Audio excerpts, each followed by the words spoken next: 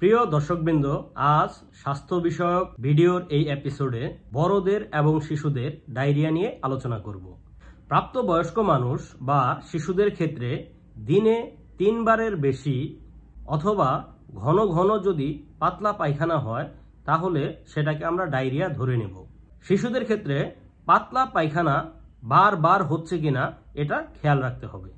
Diarrhoea থেকে তাৎক্ষণিকভাবে আরোগ্য লাভ হয় না, এটা ধীরে ধীরে ঠিক হয়।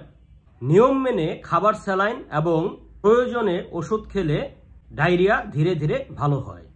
একজন ব্যক্তি বা একজন শিশুর যদি ডায়রিয়া হয় তাহলে তিনি কি করবেন? ডায়রিয়া হলে 3টা কথা মনে রাখতে হবে। 1. খাবার, স্যালাইন। 2. জিঙ্ক সিরাপ অথবা জিঙ্ক ট্যাবলেট। 3. পথ্য, মানে রোগী কি খাবেন। প্রিয় দর্শকবৃন্দ, আমরা এখন এই 3টি বিষয় নিয়ে বিস্তারিত আলোচনা করব। প্রথমেই আমরা খাবার, স্যালাইন নিয়ে আলোচনা করব।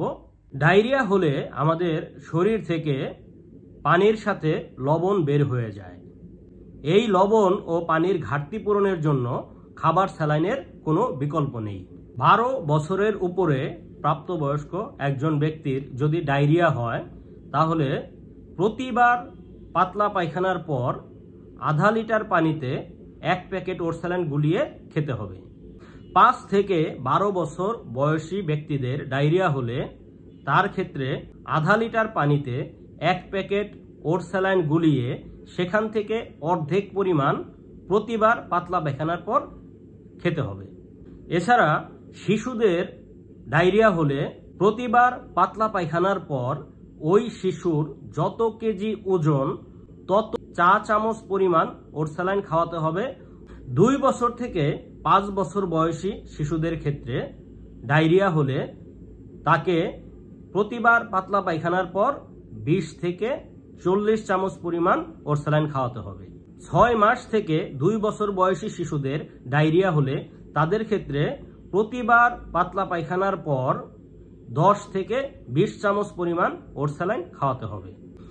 এই খাবার, স্যালাইন খাওয়ানোর পাশাপাশি 2 বছরের নিচের শিশুদের অবশ্যই মায়ের বুকের দুধ খাওয়াতে হবে। কোনো অবস্থাতেই মায়ের বুকের দুধ বন্ধ করা যাবে না।